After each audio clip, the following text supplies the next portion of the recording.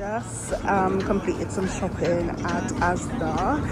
When I get home, obviously you'll be able to see all the stuff that we got, and also sorry about the background music because I'm listening to music right now, but yeah, I think I got quite a lot. Spent about just over £200.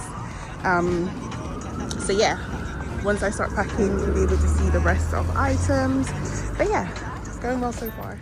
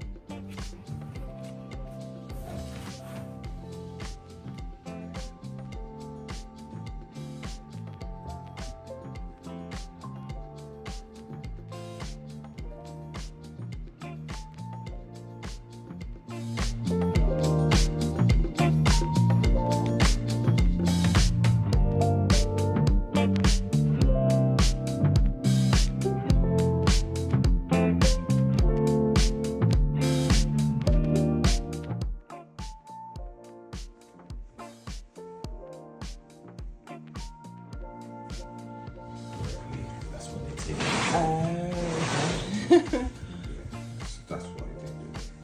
Cool.